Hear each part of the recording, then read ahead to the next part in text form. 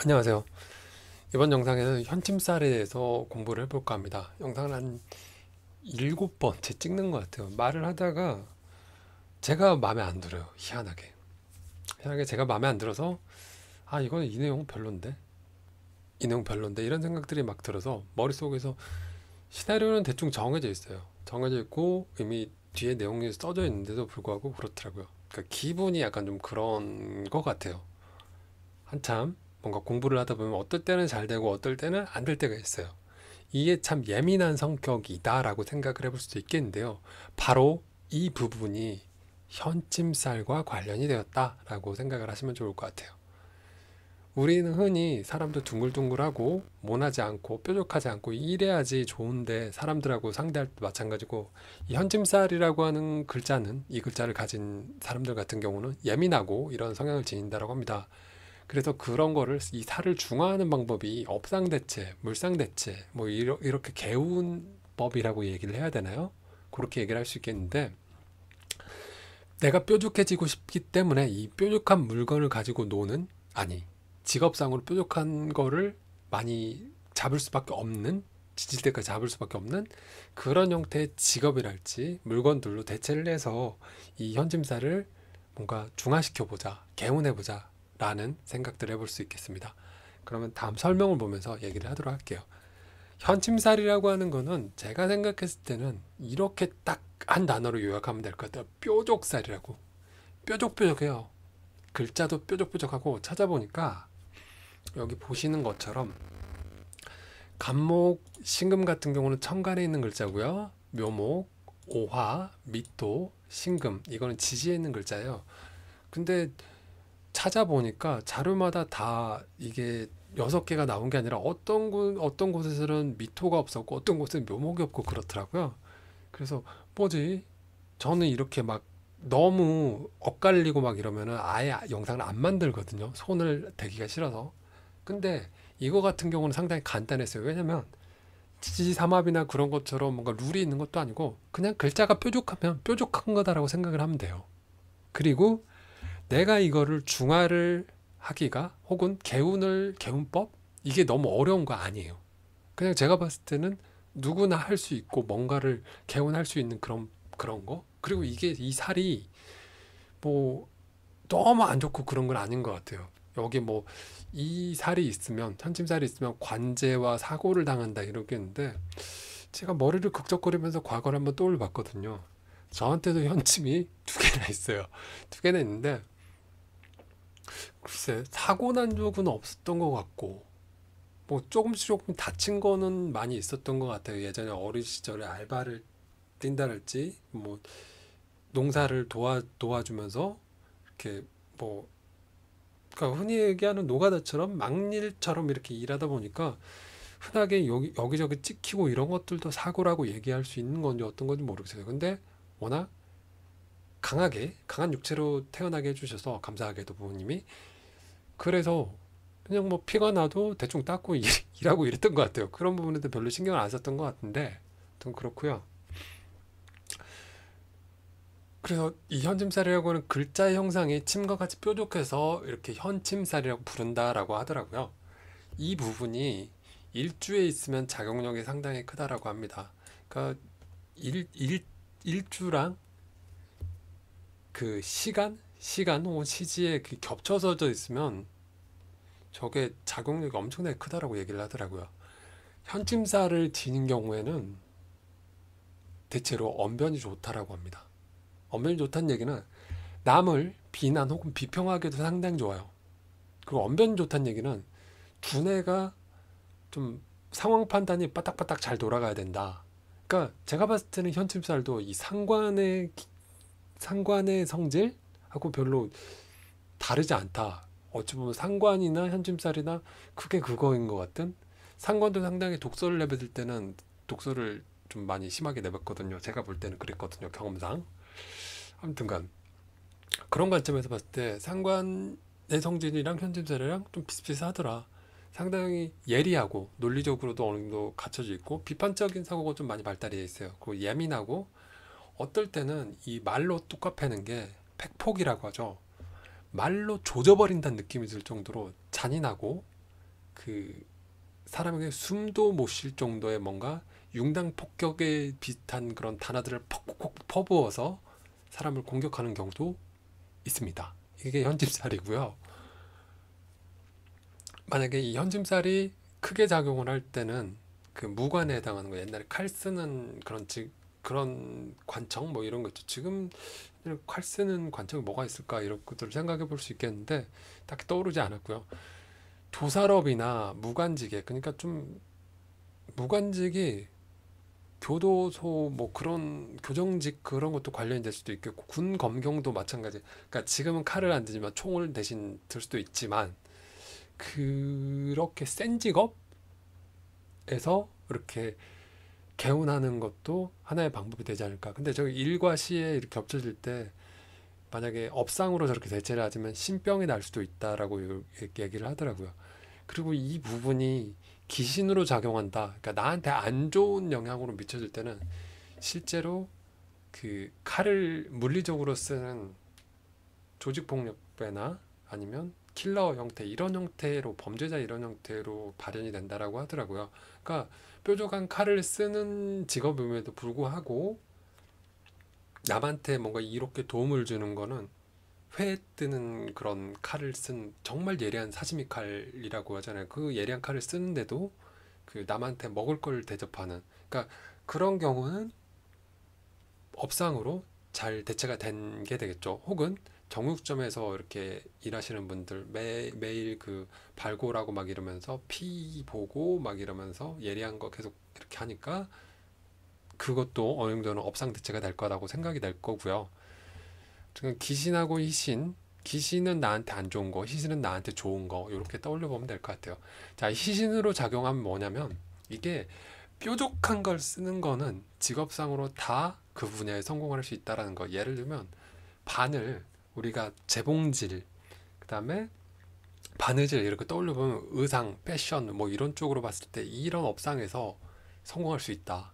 그리고 헤어 디자이너 같은 경우도 머리핀 뾰족뾰족하잖아요. 그리고 가위 같은 경우도 끝에 뾰족뾰족하죠. 그래서 가위 뭐 이런 것들, 예리한 물건들, 이런 거 헤어 디자이너 쪽으로도 성공할 수 있고, 그리고 의사, 간호사, 그러니까 의료직, 그다음 한의사도 침노초, 그다음 도축업도 마찬가지고, 보석세공사 같은 경우도 예리하게 이렇게 아주 정교하고 세밀한 그런 작업들을 해야 되죠. 그런 분야의 기술자 혹은 활인을 하는 역술업도 마찬가지가 개운할 수 있는 방법이라고 얘기를 하더라고요. 그래서 이런 생각들을 해봤어요. 내가 만약에 현침이 있다라고 하면 어떻게 바뀌면 좋을까? 일단 업상으로 대체할 수 있는 사람과 업상으로 대체할 수 없는 사람으로 구분을 할게요. 업상으로 대체를 할 수 있는 사람이라고 한다면 그 업을 즐기면 돼요. 그러면 그 분야에 성공을 하겠죠. 물론 여기에서 이렇게 실제로 좀 남한테 안 좋은 영향을 줄 수도 있는 이런 형태의 예리한 도구를, 칼을 쓰는 형태의 직업은 좀 피하는 게 좋다라고 생각을 하고요.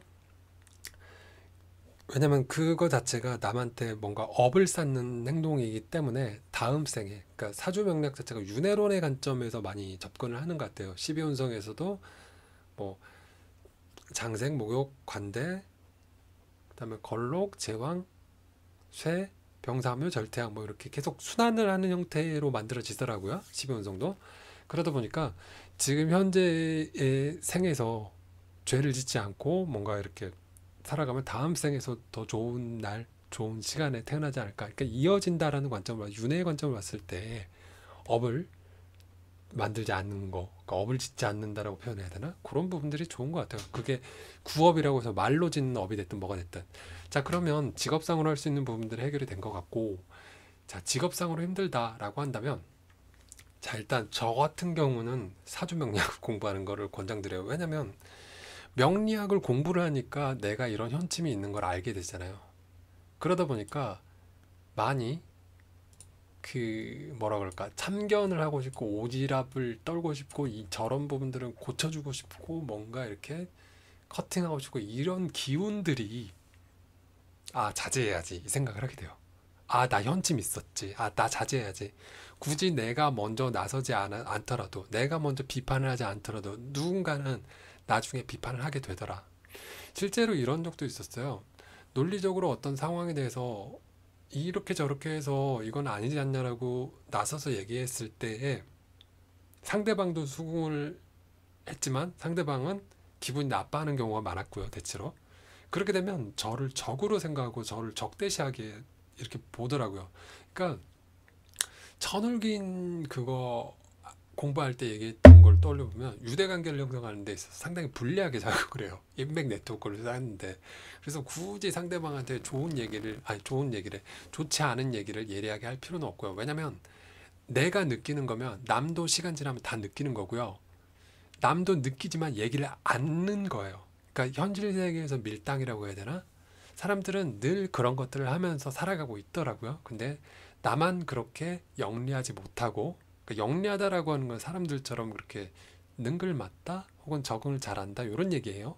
그러니까 왜냐면 안 좋은 거에 대해서 얘기를 하는 게 정의라고 생각했는데 남들은 그게 정인 줄 알지만 그냥 참더라고요. 그런 거 보면서 배웠어요, 저도. 아, 내가 그런 성분이 부족하구나. 남들, 이거 분명히 뒤에서는 안 좋다라고 얘기하는데 그냥 지나치네? 어떻게 저럴 수가 있지? 예전이라고 하면 전혀 생각하지 못했던 것들이 사주명리학을 하면서 그 사람마다 저런 거를 눈 감아줄 수 있는 그런 것도 있구나. 보통의 사람들은 저런 상황에서 그냥 넘어가네? 누군가 얘기해 줄까 기다리네? 저 사람들은 비겁하네? 라고 생각했던 게 지금은 많이 달라졌어요. 사람들은 늘 그렇지 뭐. 저런 사람들이 많지 뭐. 이렇게 지나가게 돼요. 그러니까 예전 같으면 예민했던 것들, 그러니까 예민하게 더 생각했던 것들이 사람들은 대부분 이래. 예전이라고 하면 사람들은 대부분 비겁해라고 생각할 텐데 저 사람은 원래 저렇게 넘어가는 성향이구나. 내가 가만히 있더라도 누군가 나서서 아직 현침에 대해서 깊게 생각하지 않은 사람들이 나 대신 현침을 날려주겠구나. 이렇게 생각을 하면서 자, 그래서 사주명리학을 공부하시는 걸 권장을 드려요. 자, 그리고 현침이라고 하는 게 남한테 팩폭을 한다랄지 혹은 팩트가 아니더라도 비판적으로랄지 혹은 상처가 되는 말들을 할 수가 있어요. 그러면 내가 그런 것들을 알게 되면 평소에 말수를 좀 줄이면 돼요. 평소에 그냥 가만히 지켜본다랄지 평소에 말수를 줄이면 부딪힐 그럴 이유가 좀 줄어들어요. 상관을 가진 분들이 많이 그런 고민들을 하시는데 결국 말하다 보면 자기만 손해인 것 같다라는 생각들을 많이 하시더라고요. 뭐 그 부분에서는 공감을 해요. 그 부분에서 공감을 하고 상관 특유의 그런 기질? 숨기지 못하는 그런 기질이 있는 것 같더라고요. 그러니까 아예 그냥 갑자기 툭 튀어나와 자기도 의식하지 못하는 사이에 튀어나온 그런 것들. 그러니까 저는 현침이 가끔씩 작동을 하지만 평범한 상황에서는 노멀한 상황에서는 그냥 제가 알아서 제어를 할 수 있을 정도가 이제 그러니까 어느 정도 이것도 하다 보니까 습관이 되더라고요. 사람들은 늘 지켜볼 테니까 그냥 내가 굳이 나서서 이 부조리하고 비합리적인 상황에서 나서서 얘기할 필요는 없겠구나라는 것들이. 자, 그래서 오늘은 현침살에 대해서 공부를 해봤고요. 여러분이 생각하는 현침살, 그리고 저는 이 관제랑 사고를 당한다라고 하는 게 상당히 사주명리학은 뭔가 보면 무서워요. 근데 내가 이거를 겪은 적이 있었나? 그런 생각들을 곰곰해봐요. 물론 중간에 팔도 부러진 적도 있었고 다친 적도 있었고 병원을 가서 뭔가 검사를 한 적도 있었고 3대 고통이라고 하는 질병에 걸려서 통증이 심한 경우도 있었어요. 막 그냥 진통제를 맞아도 소리가 나올 정도로 피만 안 봤을 뿐이지 그런 적은 꽤 됐었는데 과연 그런 것들을 기억하는 사람이 몇이나 될까요? 그 진료 그 영수증 같은 걸 챙겨두지 않는 이상 아무튼 그렇다라는 거예요. 그래서 너무 사주에 예민하게 반응할 필요도 없는 것 같고요. 지나고 나면 다 그냥 나의 인내심을 길러주는 그런 약이라고 해야 될까? 예방접종? 네, 예방접종이라고 생각하면 좋을 것 같아요. 그래서 생각하는 거를 조금 많이 바꿀 수 있는 것 같아요. 그리고 명리학 공부 혹은 영상 강의를 하시는 분들 같은 경우에 보면 개운법이랄지 마인드 컨트롤 이런 것과 관련 혹은 명상과 관련이어서 이렇게 영상이랄지 강의를 해놓으신 분들이 많더라고요. 그런 거를 보면서 좀 충격을 받은 적이 있어요. 저 같은 경우는 이 사람이 이렇게 이 사람 왜 이거를 공부를 했지? 나보다 어린데 무슨 사연이 있어서 이렇게 생각을 하다가 근데 되게 뭐 긍정적이고 에너지 넘치고 막 이렇게 결국에는 사주 명략을 대체로 보는 사람들이 팔자가 사납거나 팔자가 안 좋거나 자기 뜻대로 안 되는 사람들 많거든요.